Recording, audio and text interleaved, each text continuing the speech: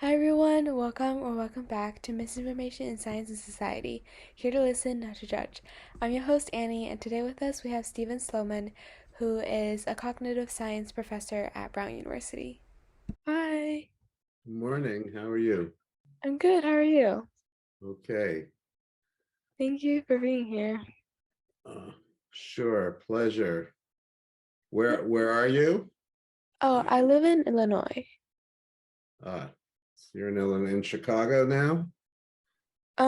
Yeah, I live pretty much, yeah. I live in the suburbs, but Uh-huh. Great. So, what's the plan today? um yeah, so could you please introduce yourself a little bit and what do you do?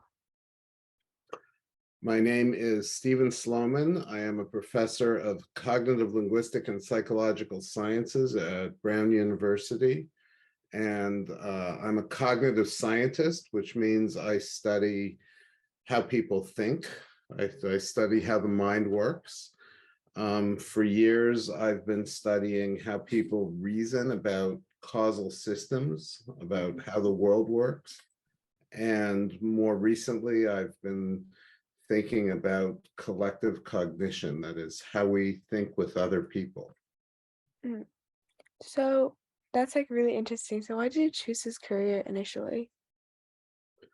Well, as a teenager, I read a lot of books, and the fundamental question seemed to be, how does the mind work? What is it that makes humans human? How is it that we're able to think certain kinds of thoughts and achieve self-awareness? Hmm. What's the nature of the mechanism that makes that possible? And so that was always a burning question. And when I went to college, I grew up in Canada, and there we say university. And at university, I took a bunch of courses that addressed the question from different perspectives. I took psychology courses and philosophy courses and computer science courses and math courses. And I discovered this field of cognitive science that was addressing the question from all of these perspectives. So it seemed a very natural fit for me. Yeah, for sure. So I know you teach and you also wrote a book. So what's your favorite part of doing what you do right now? Um, my favorite part is when I get to talk about ideas with other academics and with students. Hmm. When we get to sort of think about what it is that scientists don't know about how people think. When we go on intellectual adventures and break new territory in terms of thinking about how the mind might work. That's my favorite thing to do. Yeah, for sure. So why do you think truth is so important and why do you think misinformation is such a big issue right now? Well, asking why truth is so important strikes me a little as asking why it's important that there's oxygen in the air. I mean, in the end, truth wins out, right? Truth determines how the world unfolds. It determines whether we're actually successful or whether we fail at the things we do. Ultimately, maybe not in the short term, but ultimately that's true. And I think that if we don't make truth our predominant concern, then we're going to end up building castles in the sky that are going to fall down and and destroy us in the end. So I think pursuing truth, I think being honest as a society with what's actually going on is the only way to maintain ourselves and to improve ourselves. Hmm. Yeah. Was there another part to the question? Yeah. Why do you think misinformation is such a big issue right now? Oh, well, it's such a big issue because we had this president who lived on it, right? We had this president who pushed it and used it as his main strategy for developing a constituency and for governing and for enforcing his will. So, that's the most direct reason that it's such a big issue. It's become a political hot potato because one party has decided to construct an alternative reality that is not based in truth. Um, Now, it's not the first time that has happened in history, and this is not the only country in which that is happening or in which there are people attempting to make that happen. I think it's actually a standard political tool. Mm-hmm. But that's what makes it so salient to Americans.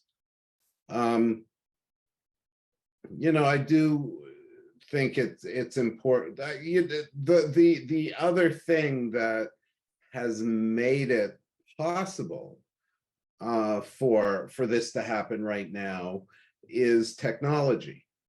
There have been in history all kinds of periods where falsities have spread and in which the majority of people have believed misinformation.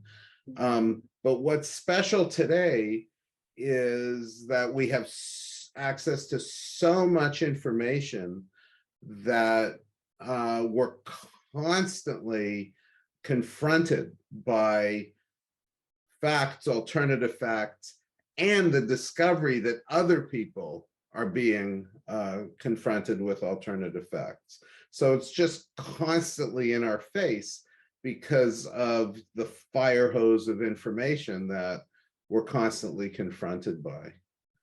I do think that as modern technology arose, so I'm thinking about social media, but cable TV before that, and cable TV may be even more responsible than social media. I think the evidence shows that it is more responsible than social media. Um, it held this great promise. We were very excited at first to understand, to live in a world in which we would have access to all of this information. And it was very exciting. And it just never dawned on us that it would turn out to be as potent a source of misinformation as it is a source of actual information. Mm. Yeah. Yeah, I think that makes a lot of sense. What do you think the worst type of misinformation is? Like about what? The worst type of misinformation? Was that Mm-hmm. the question? Um, well, look, I think the big lie is the worst type of misinformation. I think that um, the fact that there's this very substantial group of people in the US who have bought into this notion that the election was rigged and that Biden is not the actual president. He wasn't actually elected, is probably the most dangerous because it attacks um, the most or one of the most central pillars of our country, namely our democracy and our faith that we run free and fair elections. Mm-hmm. Um, if more people, or if the big lie comes to dominate, then we'll basically lose our democracy. And if we lose our democracy, then we'll lose the most special property that the US has brought to the world and to history. Mm-hmm. Yeah, so what do you think would be the best way to eliminate or avoid or reduce misinformation then? Oh, I wish there were an easy answer to that. Uh, yeah, I mean, there are all kinds of things that I think will not work. Like, I don't think simple education is the solution. Mm-hmm. Um, because, we as individuals are just not capable of learning and knowing all the things that are necessary in order to be able to validate claims. So you can't simply tell people the truth or what you believe is the truth and expect that everything will be hunky-dory from that point. Mm-hmm. Um, I think so. Successful institutions have what you might call an adversarial process, right? So in science, in order to publish a paper, you submit the paper to a journal and the journal gets reviewers who evaluate the paper, and they are free and encouraged to find problems with the paper and to question, you know, every sentence that they find in the paper. So there's an adversarial process between the authors and the reviewers that um, most of the time leads to papers that are trustworthy and coherent. Um, in courts, in the legal system in the US, there's an adversarial process. So for instance, in criminal cases, you have a lawyer that defends the defendant, and you have a prosecutor who attacks essentially the defendant, that tries to, that makes accusations and tries to prove the claims. So you have people representing both sides. In seminars in philosophy, people naturally assume these positions where they take issue with what others say, and there are arguments, and you hope through the process of arguing, through this adversarial process, the cream will rise to the top, truth will win out. Mm-hmm. So, there are many other examples of this kind of thing, and I think that it's critical in order for truth to win out, because in the end the facts will win. And i and i think this is true for multiple reasons, but essentially, lies invariably have some fundamental weakness because they're not consistent with some aspect of the world, whereas the truth is necessarily consistent with all aspects of the world. Mm-hmm. So I do believe that at least in the long run, the truth will out. And an adversarial process is a way of ensuring, well, I shouldn't say ensuring, but making it most likely that the truth will win out as soon as possible. So I think that in the case of misinformation, um, to the degree we can institute those kinds of adversarial processes where, the people who are, say, perpetrating the big lie are confronted by and have to defend themselves in the public sphere against those who don't believe it, Mm-hmm. and vice versa, right?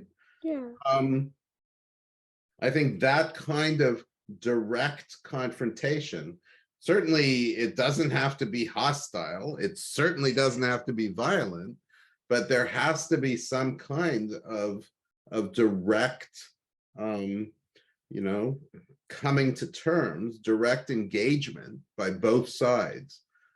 I think that the truth will win out in the long run in those kinds of engagements, and so we have to find ways to make that happen. In one implication of this is that we have to break out of our bubbles, our social bubbles, and make contact with the other side. And that doesn't happen very much. It's a very difficult thing to do. So I'm not pretending this is a silver bullet. I don't think it's easy, but I think that that's what's necessary. Yeah, yeah. So I think that's all my questions about misinformation. So just for fun, do you have a role model, like either professionally or just in general? Hmm. I guess my role model is one of the professors I had in grad school, who was by far the smartest and most engaging person I've ever met, a guy named M.I.S. Tversky. And he was interesting and full of stories and brilliant and rigorous and willing to engage on any subject and able to engage. You know, much to my detriment, I have spent my life trying to fill his shoes. I'm very far from being able to do that. So having a role model who has so many skills that I don't have has actually been very frustrating in my life, but nevertheless has been a star for me to aspire to. Yeah. So just to close this out, do you have any advice for people, especially like teens? Um, it can just be like in general or like with information. Yeah. My advice is to be humble and to have gratitude. So, you know, the human mind, I'm a cognitive scientist, so my one area of expertise is how people think. Mm-hmm. And one thing that I know for sure is that we individual humans, all of us, are incredibly limited in our ability to know things and to understand things. And so we should appreciate that. I mean, it's fine to say, I don't know. Mm-hmm. And it's also fine to ask others and to rely on others for our knowledge and our reasoning. And we should thank the fact that we live in a society that provides support for us. You know, we should have gratitude rather than dismissing it. So we should accept the fact that we rely on others, but we have to rely on others in a critical way, right? And merely because someone says something doesn't necessarily make it true Mm-hmm. if it's at odds with everything else that we know. Uh-huh. Yeah. Thank you for that. And thank you again for this. It was really nice talking with you. Okay, nice talking to you too, and good luck with your podcast. Thank you. Bye. Okay, bye-bye.